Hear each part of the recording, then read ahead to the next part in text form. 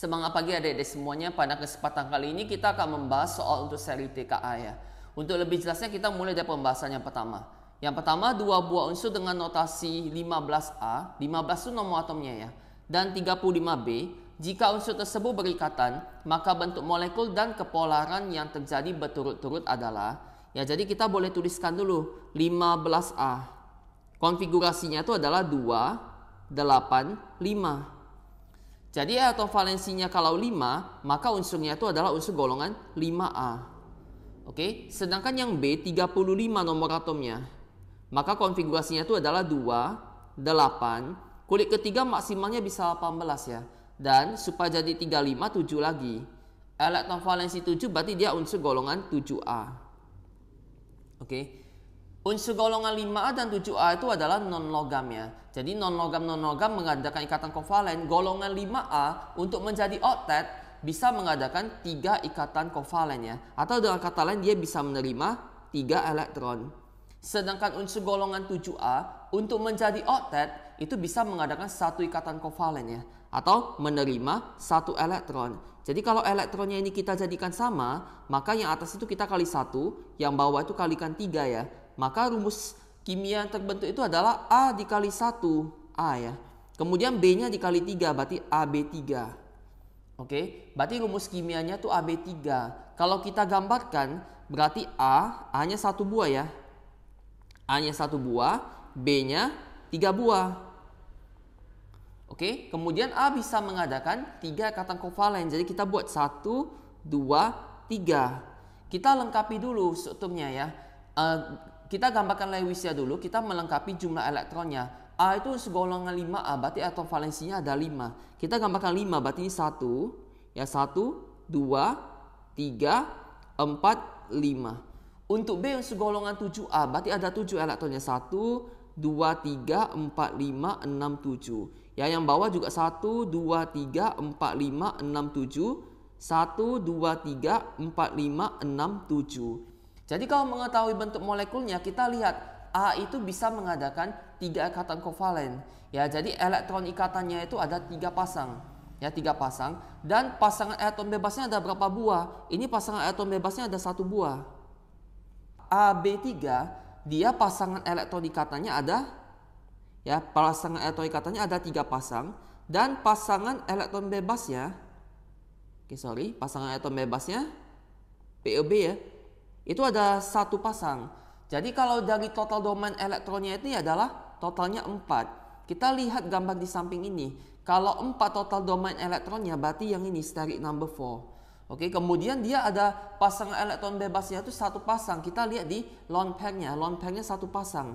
Ya, maka bentuknya itu adalah trigonal piramid yang ini ya. Oke. Jadi kalau dari bentuknya dia adalah bentuk trigonal piramid. Dan untuk mengetahui kepolarannya, kalau ada elektron bebas, unsurnya itu kebanyakan adalah unsur polar ya. Maka jawaban yang benar itu adalah trigonal piramid dan polar. Pilihan yang benar adalah yang D. Oke.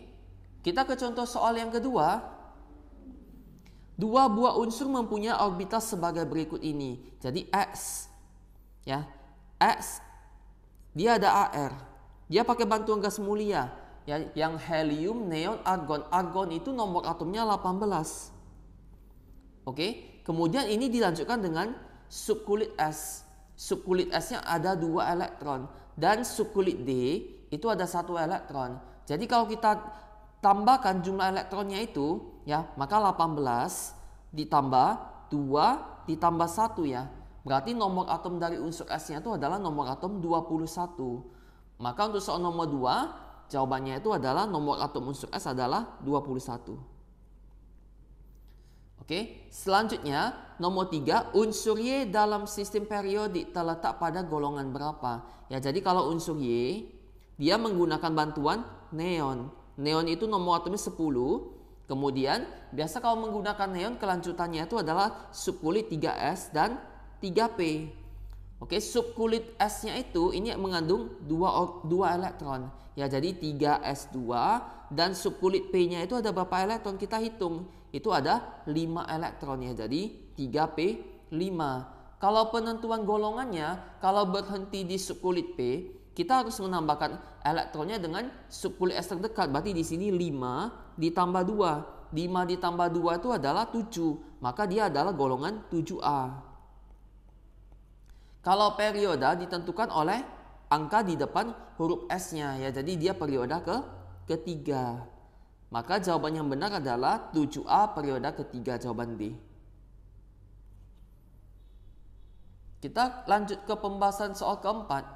Konfigurasi elektron unsur Q yang paling sesuai adalah, jadi kalau kita lihat posisi Q-nya itu adalah di golongan, ini kan golongan 1 ya, di sini golongan 1, ini golongan 2, berarti ini golongan 3A nih. Oke. Kemudian kalau dari periodanya, ini perioda pertama, perioda kedua, 3, 4, 5, 6, 7. Berarti unsur Q-nya itu terletak di perioda ke-4, yang 3A perioda ke-4. Jadi kita tuliskan dulu, Q ini terletak di golongan 3A, perioda keempat. Oke, kalau kita menggunakan bantuan gas mulia, ya, jadi kalau perioda 4 kita menggunakan bantuan argon ya, jadi 18 AR. Dengan kelanjutannya adalah 4S, 3D, 4P. Gitu ya, karena dia unsur perioda keempat. Kemudian kalau subkulit untuk golongan 3A itu dia berhentinya di subkulit P, dan P ditambah S yang terdekat itu jumlahnya adalah 3 ya. Maka jumlah elektronnya P sama S-nya itu jumlahnya 3. Karena S elektronnya 2, maka P-nya itu elektronnya 1. Untuk subkulit 3D, maka elektronnya kita isi penuh ya, berarti 10. Kalau kita lihat nomor atomnya, ini nomor atomnya adalah, kita jumlahkan, nomor atomnya adalah 18 tambah 2, 20, 30, 31. Jadi kalau nomor atomnya itu adalah nomor atom 31. Oke, kalau ditanya konfigurasi elektronnya, ya kita lihat mana yang berakhiran dengan 4P1 ya, maka pilihan yang benar itu adalah pilihan yang B ya. Kalau kita hitung jumlah elektronnya itu 31, ini 2 tambah 2 tambah 6 10, 12 18, 28 30, 31 ya. Jadi pas, pilihan yang benar adalah pilihan yang B. Oke, kita lanjut ke soal kelima. Berikut ini data sifat fisik dari suatu zat yang tak dikenal. Ya, ada senyawa Y dan senyawa Z. Berdasarkan data tersebut, jenis ikatan yang terdapat pada senyawa Y dan Z berturut-turut adalah, jadi kalau kita lihat Y, ini titik lelenya 32, ini tergolong rendah ya. Jadi kalau titik lelenya di bawah 100 biasa tergolong rendah, dan daya hantar listriknya ini tidak menghantarkan listrik. Jadi kalau tidak menghantarkan listrik, itu adalah senyawa nonpolar ya. Jadi kita lihat yang depannya nonpolar ya, berarti ada kemungkinan jawabannya yang C. Oke? Jadi kalau titik lele rendah itu adalah ikatan kovalen benar ya. Tidak bisa mengatakan listrik berarti kovalen nonpolar. Kalau bisa mengatakan listrik berarti kovalen polar. Sedangkan yang Z, ini titik didih 804. Ini termasuk titik didih yang tinggi. Titik didih yang tinggi itu senyawa ionik ya, dan daya hantarnya ini bisa menghantarkan. Jadi benar ya, senyawa ioni itu bisa menghantarkan listrik dalam wujud lelehan atau larutan di dalam airnya. Oke, maka pilihan yang benar itu adalah pilihan yang C. Kemudian yang keenam, pasangan data yang berhubungan yang tepat sifat koloid ya. Jadi kalau yang A, koloid pelindung penerapan dalam kehidupannya penambahan tawas pada penjernihan air. Kalau penambahan tawas pada penjernihan air itu menggunakan sifat koagulasi ya, penggumpalan.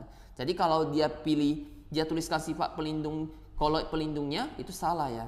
Kemudian kalau pilihan B, mesin cuci darah, dialisis, ini benar ya. Jadi kalau cuci darah itu prinsip koloidnya adalah dialisis.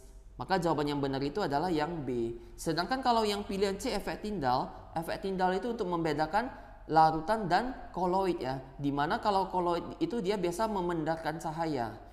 Kalau yang D, koagulasi, contohnya menghilangkan bau badan. Kalau menghilangkan bau badan biasanya itu adalah adsorpsi ya.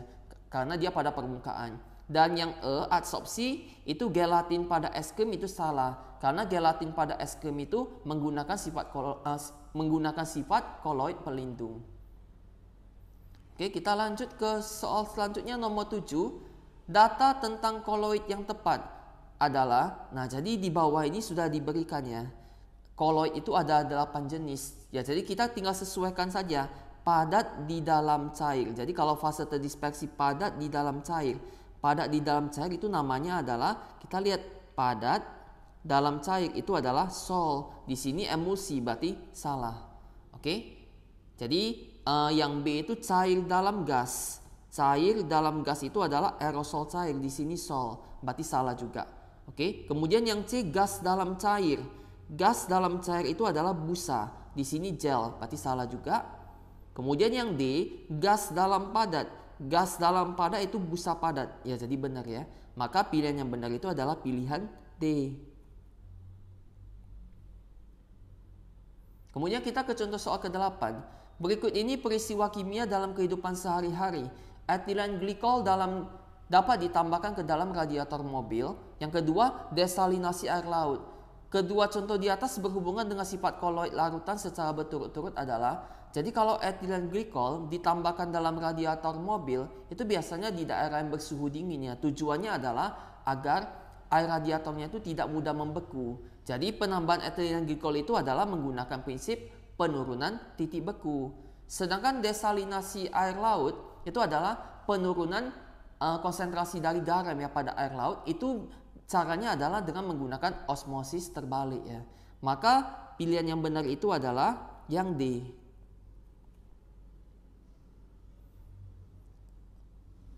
Oke, kita lanjut ke nomor 9. Berikut ini beberapa garam dan KSP-nya.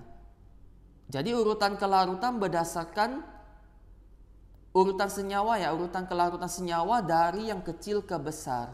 Oke, jadi kalau kita lihat yang nomor 1 CDC2O4, ini kalau menjadi ionnya itu adalah ion CD 2 pos dan C2O4 2-. Oke, kemudian yang kedua SR C2O4. Ini kalau kita ionkan dia adalah SR2 pos dan C2O4 2-. Kemudian PB C2O4. Sama ya, jadi dia PB 2 pos dan C2O4 2-. Dan yang terakhir ZnC2O4 itu adalah Zn2 pos ditambah C2O4 2-. Jadi kalau kita lihat soalnya garam-garamnya itu menghasilkan jumlah ion yang sama ya. Ion positifnya itu 1 ya, ion negatifnya juga 1 ya, semua sama ini. Jadi kalau sama, penentuan kelarutan itu tinggal kita lihat dari nilai KSP-nya. KSP yang kecil menyatakan kelarutannya kecil, sedangkan KSP yang besar menyatakan kelarutannya besar. Jadi kalau ditanya urutan kelarutan dari yang kecil, jadi kita lihat cari KSP yang paling kecil. KSP yang paling kecil yang ini 10⁻⁻10 ya. Berarti yang paling kecil itu nomor 3. Oke, diikuti dengan 10⁻⁹ ya, berarti nomor 4. Oke, kemudian min 8 ya, berarti nomor 1. Dan yang terbesar itu adalah 10⁻⁻⁷, nomor 2. Ya, maka pilihan yang benar adalah 3412. Pilihan benar yang C. Oke, dan untuk soal nomor 10 ya. Berikut adalah beberapa larutan NH4 2 kali SO4, Na2CO3, KCN, CH3CONA, dan yang kelima itu K2SO4 ya. Oke, pasangan garam yang pH-nya lebih dari 7. Jadi kita lihat kalau yang pertama NH4 2 kali SO4 itu berasal dari NH4OH ya, yang merupakan basa lemah. Ya, jadi dia merupakan garam dari basa lemah, dan SO4 itu berasal dari H2SO4 yang merupakan asam kuat. Jadi garam dari basa lemah dan asam kuat, karena asamnya lebih kuat berarti garamnya ini bersifat asam, maka pH-nya lebih kecil dari 7. Oke, yang kedua Na2CO3. Na itu dari NaOH yang merupakan basa kuat. Oke. Dan CO3 itu karbonat berasal dari asam karbonat yang merupakan asam lemah. Maka karena basanya lebih kuat, pH-nya itu bersifat basa, berarti lebih besar dari 7. Jadi kita sudah dapat ya pH lebih besar dari 7 yang nomor 2. Kemudian yang ketiga, KCN. K itu berasal dari KOH yang merupakan basa kuat juga. Ya, jadi garam dari basa kuat dan CN berasal dari HCN yang asam lemah. Oke. Jadi garam dari basa kuat dan asam lemah karena yang bersifat kuat itu basa, maka pH-nya itu adalah lebih besar dari 7 bersifat basa ya. Nomor 3. Maka pilihan benar sudah dapat langsung ya. Pilihan yang benar adalah 2 dan 3. Kalau CH3COONA itu berasal dari CH3COH yang merupakan asam lemah. Dan Na berasal dari NaOH yang basa kuat. Oke. Karena basanya kuat berarti pH-nya itu bersifat basa ya, lebih besar dari 7. Dan untuk yang kelima, K2SO4 itu berasal dari KOH yang merupakan basa kuat dan SO4 berasal dari H2SO4 yang merupakan asam kuat. Garam dari asam kuat dan basa kuat ini pH-nya adalah netral ya. Berarti pH yang lebih besar dari 7 itu adalah nomor 2, 3 dan 4. Ya, jadi yang pilihan yang ada itu adalah pilihan yang D. Oke, sampai di sini dulu ya untuk pembahasan seri TKA. Jangan lupa di follow untuk konten kimia terbaru setiap minggunya. Be blessed and be smarter.